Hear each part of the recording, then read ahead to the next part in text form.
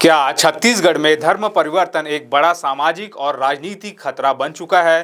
राज्य के 33 में से 17 जिलों में तनाव क्यों है? आज हम जानेंगे कि पिछले एक साल में सामने आए 96 मामलों का सच क्या है। बिलासपुर और धमतरी जैसे जिले इसके हॉट स्पॉट क्यों बन रहे हैं? विष्णुदेव साय सरकार विधानसभा के इसी बजट सत्र में छत्तीसगढ़ धर्म स्वतंत्र विधेयक 2026 लाने जा रही है। जानिए इस नए कानून के तहत 10 साल की सजा, 5 लाख जुर्माना और 60 दिन पहले जिला मजिस्ट्रेट को सूचना देने के सख्त नियम क्या है। धर्मांतरित लोगों के अंतिम संस्कार पर ग्रामीण इलाकों में हो रहे विवाद और बिलासपुर हाई कोर्ट की तल्ख टिप्पणी का पूरा सच जानने के लिए इस वीडियो को पूरा देखें।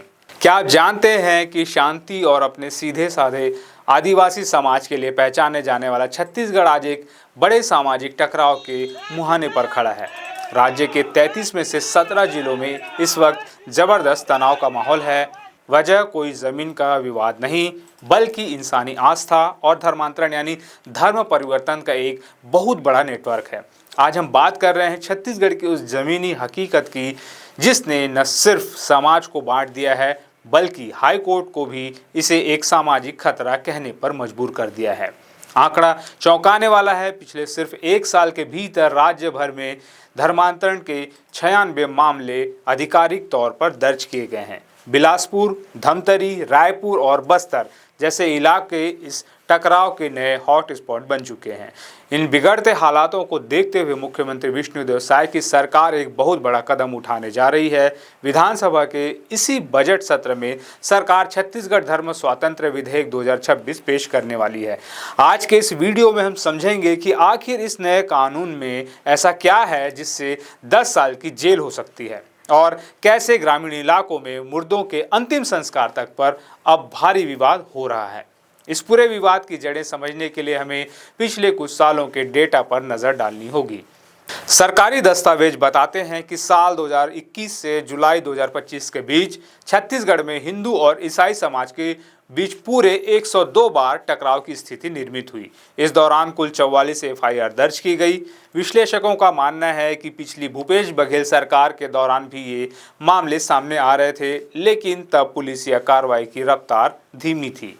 अब विष्णुदेव साय सरकार के सत्ता में आने के बाद इन मामलों में त्वरित कार्रवाई हो रही है। अकेले इस नई सरकार के कार्यकाल में अब तक 23 मामले दर्ज हो चुके हैं। आखिर ये धर्मांतरण हो कैसे रहा है? रिपोर्ट्स के मुताबिक भोले भाले आदिवासियों और गरीब तबके को निशाना बनाया जा रहा है। जनवरी 2026 में राजनांदगांव में एक अवैध आश्रम की आड़ में नाबालिग बच्चों के धर्मांतरण नेटवर्क का भंडाफोड़ हुआ।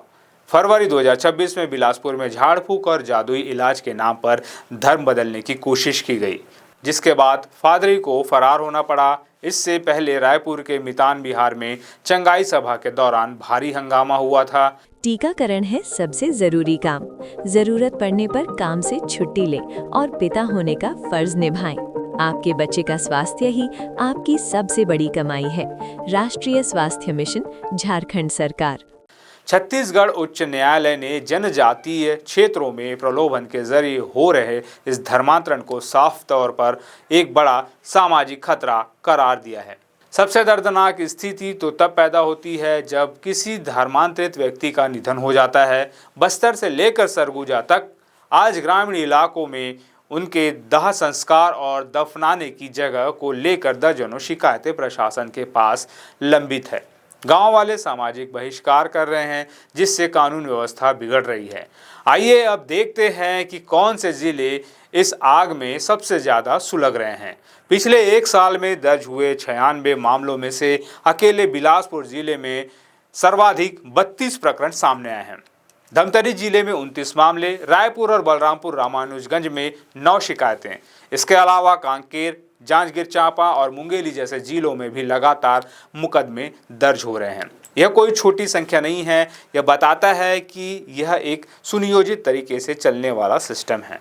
अब सवाल उठता है कि सरकार इसे रोकने के लिए क्या कर रही है। यही एंट्री होती है छत्तीसगढ़ धर्म स्वातंत्र्य विधेयक 2026 की।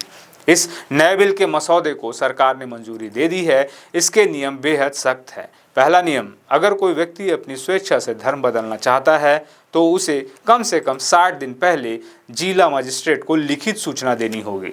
दूसरा नियम, प्रलोभन, छल कपट या धोखाधड़ी से कराए गए धर्मांतरण पर अब 10 साल की जेल और भारी जुर्माना लगाया जाएगा।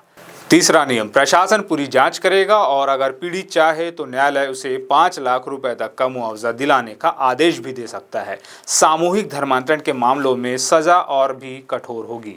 हम यह कह सकते हैं कि आस्था बदलना भारत के संविधान के तहत एक व्यक्तिगत अधिकार है, लेकिन जब आस्था का सौदा पैसों, इलाज के लालच और धोखे से किया जाने लगे तो वह एक अपराध बन जाता है।